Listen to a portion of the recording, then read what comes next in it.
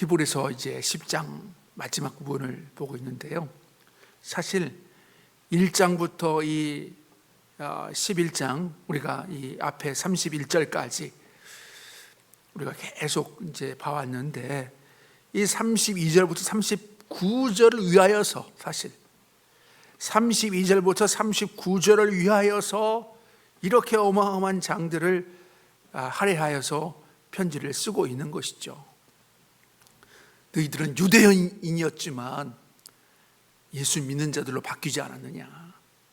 구약에 너희들이 그렇게 성마에 가서 소를 잡고 양을 잡고 비둘기를 잡고 피를 뿌리고 그렇게 한들 너희들의 죄가 온전히 해결되어진 적이 있느냐. 그것은 그림자고 그것은 모형이고 실제로 그 제물 대신 예수님이 오시지 않았느냐. 대제사장 되신 예수님이 오시지 않았느냐. 이제 그분을 너희들이 온전히 믿고 따라야 된다. 너희들이 지금 고난을 겪는다고 해서 다시금 그 유대인의 삶으로 다시금 돌아갈 것이냐. 이것을 계속 사실 반복했다라는 것이에요. 1장부터 오늘 읽었지만 그 앞에 31절까지 계속 그것을 반복한 것입니다. 구약과 신약을 비교해 가면서. 그러면서 오늘 이 32절부터 보면 어떻게 지금 말씀하고 있냐면 너희가 빛을 받은 후에 이렇게 시작하고 있어요. 이 빛이 무엇입니까? 내가 세상의 빛이요, 내가 세상의 소금이요. 누가요? 우리 예수님이. 그래서 너희가 그 빛을 받았지 않았느냐, 예수님을 받지 않았느냐. 예수 빛이신 그 예수님을 너희가 받았는데 그 받은 후에 고난의 큰 싸움을 견뎌낸 것을 생각하라. 지금 이 로마 시대에 살고 있어요. 로마 시대. 로마의 그 황제 네로라는 그 황제, 악한 극악무도한 그 황제 시절에 살고 있는 것입니다.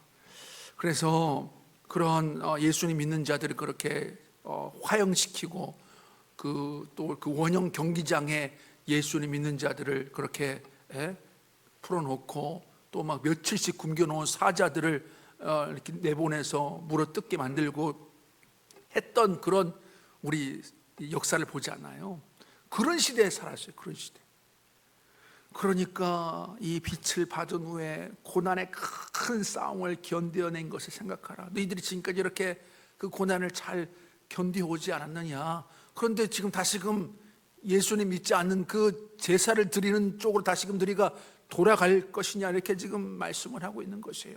끝까지 지금까지 견디온 것처럼 앞으로도 더 큰 고난이 있고 핍박이 있고 하지만 그것을 끝까지 견뎌 나아가라는 그런 편지를 쓰고 있는 것입니다. 33절에 보면 비방, 환난, 또 이런 단어들이 사용되어지네요. 비방과 환난으로서 사람에게 구경거리가 됐대요. 구경거리. 아니 진짜 구경거리죠. 그 원형 경기장에 우리도 지금 이제 월드컵을 시작해서 이렇게 TV를 보지만 그 원형 경기장 아닙니까? 사실 수많은 수천 사람들이 그 좌석에 앉아 있고 그저 그 경기장에서 축구를 하고 뭘 하고 하는데, 그것처럼 로마에도 그렇게 원형 경기장이 있고 마치 그 지금 현 경기장처럼 그렇게 좌석들이 쫙 있어서 다 앉아 있는 것이에요. 그리고 그 원형 경기장 안에는 그렇게 예수님 믿는 자들이 끌려와 있고 또 저쪽 그 갇혀 있는 사자들이 지금 막 으르렁대고 있고 며칠씩 굶겨놨으니까요. 그래서 그걸 이제 문을 이제 열어주면 막 며칠씩 굶었던 사자들이 막 뛰쳐나와서 어린아이 할 것 없이 남녀노소 할 것 없이 다 물어 죽이고 뜯어 먹는 것입니다. 그러한 구경거리가 되어졌어요. 구경거리가 되고 혹은 이런 형편에 있는 자들과 사귀는 자가 되었고, 그렇게 지금 끌려가서 잡혀 죽임당할 그런 자들을 돕기 위해서 또 있는 그런 자들도 있다라는 것입니다. 그런데 이런 가운데 34절, 너희가 갇힌 자를 동정하고 너희 소유를 빼앗기는 것도 기쁘게 당한 것은 더 낫고 영광한 소유가 있는 줄 알미라. 이 로마 황제를 온전히 이게 숭배해야 되는 시절이거든요. 네로 황제를 숭배하고 그 황제를 신으로 여기고 그렇게 살아야 되는데, 아니 다른 신 예수를 그렇게 신으로 모시고 사니까 이들의 재산을 다 몰수하는 겁니다. 빼앗아가는 겁니다. 그래서 소유를 다 빼앗긴다 하여도 기쁘게 당하는 것은 더 낫고 영구한 소유가 있는 줄 아닙니다. 이 더 낫고 영구한 소유가 무엇입니까? 하나님 나라죠. 하나님 나라. 너를 위해서 의의 면류관이 하나님 나라에 준비되어져 있고, 너가 영원히 살 그 집이 준비되어져 있다. 우리가 이 요한계시록을 읽어보지만 우리가 금을 그렇게 갖고 싶어 하잖아요. 그죠? 금 안 좋아하세요? 네. 금을 그렇게 갖고 싶어 하는데, 천국에는요, 우리가 지금 이렇게 도로에 아스팔트 깔려 있듯이 천국에는 뭐가 깔려 있습니까? 금이 깔려 있대요. 금이 바닥으로 쫙 깔려 있고, 뭐 12문에는 막 온갖 그 보석들로 다 채워져 있고, 뭐 이렇게 강이 흐르고 막 그 과실수들이 이렇게 자라고, 그냥 뭐 이 요한계시록만 읽어봐도 그렇게 놀라운데, 직접 이제 가면 어떻겠어요? 그냥 정말 놀랍죠. 그렇게 이렇게 영구한 소유, 우리에게 주시는 그 영구한 소유가 이미 예비되어져 있으니까 그렇게 좀 빼앗기고 해도 기쁘게 여기라고 지금 말씀을 하고 있는 겁니다. 자, 그러면서 35절에 보면 너희 담대함을 버리지 말라, 이것이 큰 상을 얻게 하느니라. 담대하래요. 지금 그렇게 고난 중에 있고 죽임을 당하고 또 살아있는 자들도 언제 사자밥이 될지, 또 사자밥만 되게 한 거 아니에요. 또 우리 예수님 그 십자가에 못 박혔듯이 그렇게 나무에 매달아 놓고 불에 화형을 또 시켜서 그리스도인들을 태워 죽이는 일도 있었어요. 그러니까 그런 수많은 그런 고난들, 죽임 당하는 일들, 또 너희들이 또 그런 걸 또 경험하게 될 것이지만 담대함을 버리지 말라.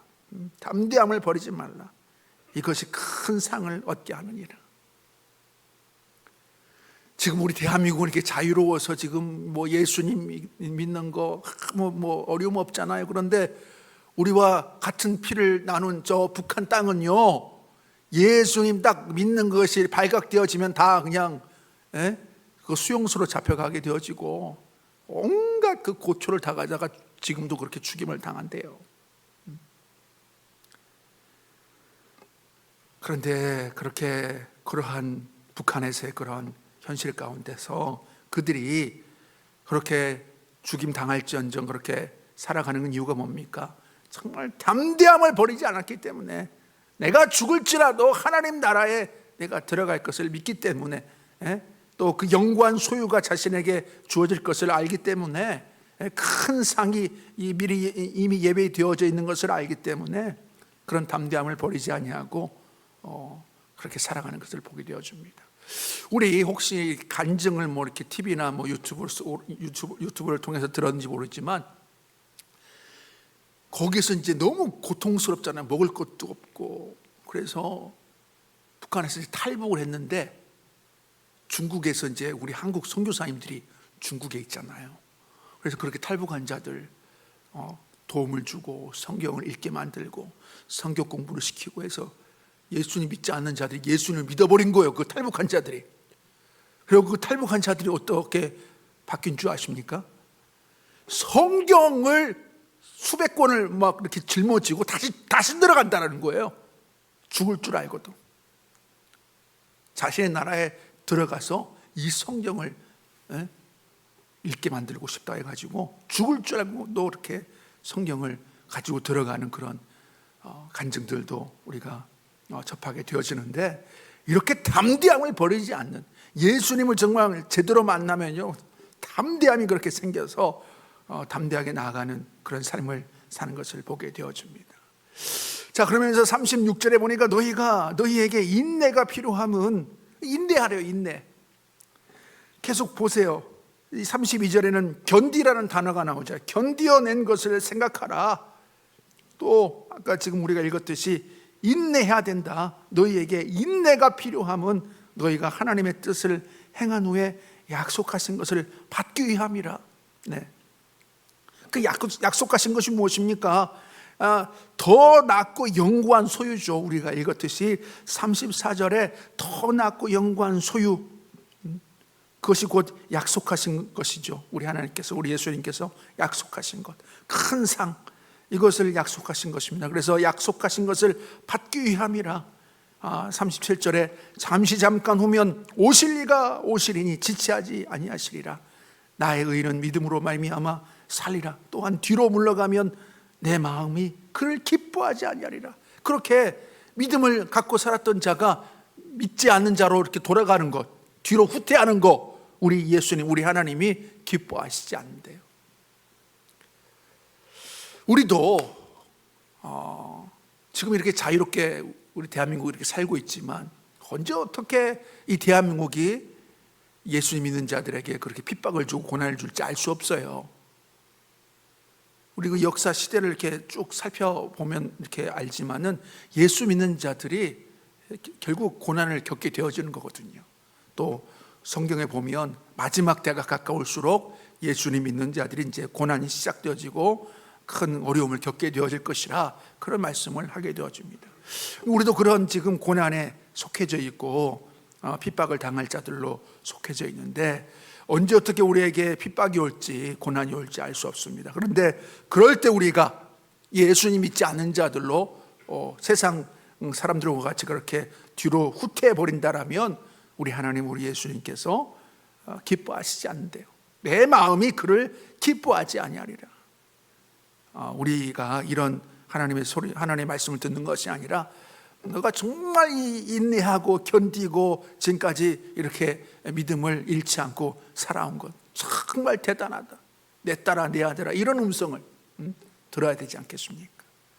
자, 그래서 39절에 보니까 우리는 뒤로 물러가 멸망할 자가 아니요, 믿음 있는 삶을 살다가 믿음 없는 자로 돌아가 버리면 그것이 곧 멸망할 자라는 것입니다. 뒤로 물러가 멸망할 자들. 그러나 그런 자가 되어지지 말아야 된다. 뒤로 물러가 멸망할 자가 아니요, 뭐예요? 오직 영혼을 구원함에 이르는 믿음을 가진 자니라. 믿음을 가진 자니라. 그래서 우리 한 분 한 분들이 이렇게 고난과 핍박과 그런 어려움들을 혹시 겪게 되어진다라면 뒤로 물러가 멸망을 당할 자가 되어지는 것이 아니라 영혼을 구원함에 이르는 믿음을 가진 자로, 정말 이 바울이 또 그런 고백하지 않았습니까? 그 표대를 향하여서, 그리스도의 그 표대를 향하여서 앞으로 전진하고 또 더 전진한다라고 말씀하지 않았습니까? 그런 것처럼 우리가 뒤를 돌아볼 것이 아니라 믿음 없는 자의 삶으로 돌아가는 자가 아니라 끊임없이 어떤 고난과 어려움이 온다 할지라도, 바울도 사실 복음 전하다가요 수없이 많은 어려움을 겪었어요. 40에 하나 감암배를 막 맞고요, 깊은 물 속에서 빠져서 죽임 당할 뻔하기도 하고, 그런 내용들이 이 고린도 후서에 기록되어져 있는데 그런 정말 고난을 겪었거든요. 그런데 그런 것들을 다 겪어내면서도 앞으로 믿음으로 그렇게 살아갔던 바울의 모습을 보게 되어집니다. 오늘 이 11장의 이 말씀에서도 그렇게 뒤로 물러가는 멸망당할 자의 삶이 아니라 오직 영혼을 구원함에 이르는 믿음을 가진 자로 살라고 말씀하고 있습니다. 그래서 우리 한 분 한 분들이 그런 믿음의 삶, 앞으로 전진하고 또 전진하는 삶, 담대하게 살아가는 삶, 끝까지 견뎌내는 삶, 인내하는 삶 살아가시기를 주님의 이름으로 간절히 소원합니다.